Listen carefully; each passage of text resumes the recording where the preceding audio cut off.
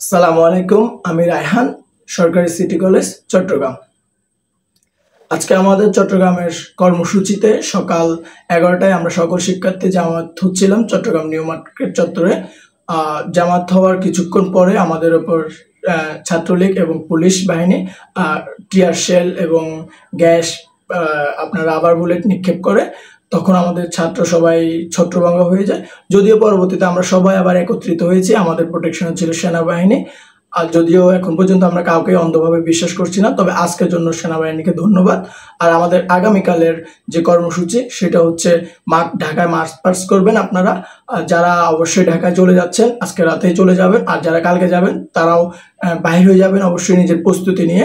আর যারা যেতে পারবেন না তারা অবশ্যই চট্টগ্রামে আমাদের লাল দিঘির ময়দানে আগামীকাল 11টায় চট্টগ্রাম লাল দিঘির ময়দানে আমাদের সাধারণ শিক্ষার্থীদের আবার জামাত করব, আমরা আবার জমায়েত হব সকলে মিলে আমরা আমাদের আন্দোলন চালিয়ে যাব। কোনো প্রকারে আমরা দমবো না, থামবো না। যারা আজকে ঢাকার পথে যাচ্ছে তারা অবশ্যই চলে যাবেন, আর যারা আজকে যেতে পারছেন না তারা অবশ্যই কালকে চলে যাবেন।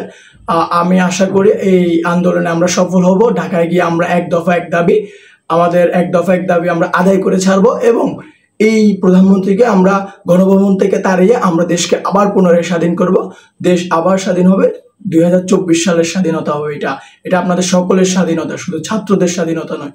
ধন্যবাদ সকলকে।